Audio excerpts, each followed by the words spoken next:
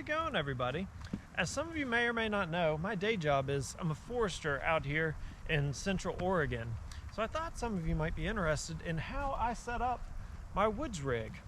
Given that this is my office, this is my transportation, it's where sometimes I take naps. Not often, I'm always working. I just thought you guys might be wondering how I set up my woods rig, given that I'm out here so often and for such a long amount of time. What I've done to set it up for this kind of snow that we're obviously in, what I have to whenever I'm worrying about wildfires that come through here, and then what since I'm driving it 2 hours away from home some days and up 40 miles worth of dirt roads, what kind of specific things that I might have in there that you might not have thought of if you just have a weekend adventure rig.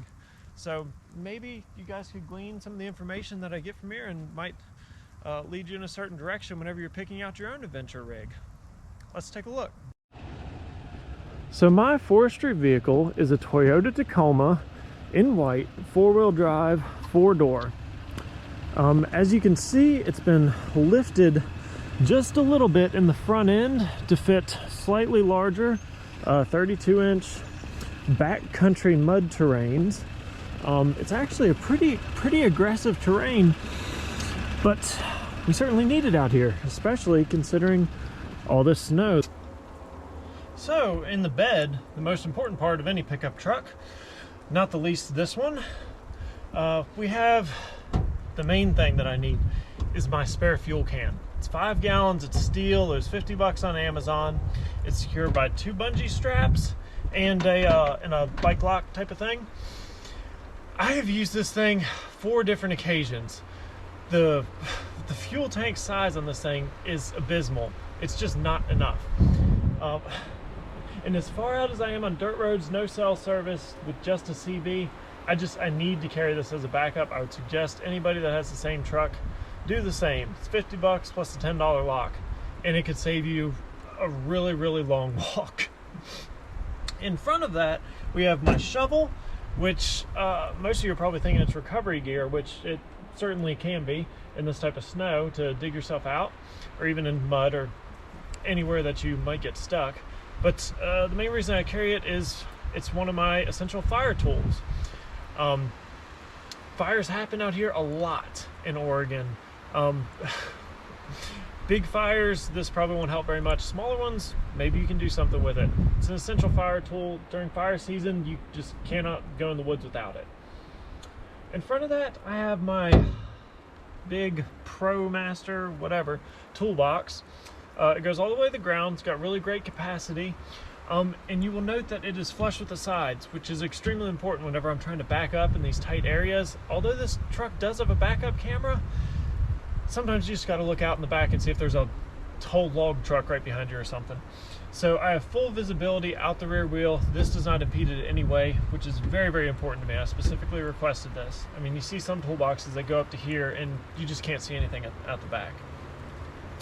In front of that is my roll cage. I'm gonna be honest, or headache rack. It's not gonna help you in a rollover. I mean, I think it's aluminum. I can't imagine it doing anything if you roll over. But it's here, and mainly to mount these 2 bad boys here, which are my CB and long-range antennas. That's basically the main purpose that they put this thing on here. Maybe it provides a little bit of protection. I guess if I was gonna roll down the hill and they asked me if I'd rather do it in a truck with this or without it, I'd probably pick this, but it's probably not gonna make that much of a difference. But it's here just in case, and it holds up my CB antennas. The most important thing that I pack in my forestry rig is my 2 sidekicks here. This is Harley and this is Luna, and they're best friends. I don't know how helpful they are out here, but they certainly keep me company, and they are maybe the most important part of my adventure rig. Let's check out what's in the back seat here. Back here, other than the incredible amount of dog hair, we have, starting from the top, my pet Barrier Hammock, which keeps all of this pet hair from getting stuck in my seats. We have a rear window that slides open from a button in the back that the littlest dog can get in and out of. I have a cargo net here to keep the dogs from jumping in the front with their mudded feet, where this thing will protect. I also, of course, carry a huge jug and a water bottle for the dogs. As well as that, I carry a pair of Danner pronghorn cork boots that are for walking on logs and up and down steep terrain, preferably without slipping. Then I just keep an emergency leash in here in case we need to walk one of the dogs or something like that. Next place we're going to check out is the inside of the rig in the front, which is where I sit, obviously.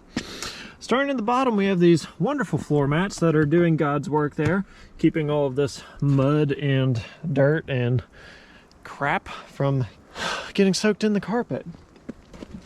Let's climb in. All right. So starting over here, we have that cargo net that I mentioned earlier. We have my backup handheld CB radio.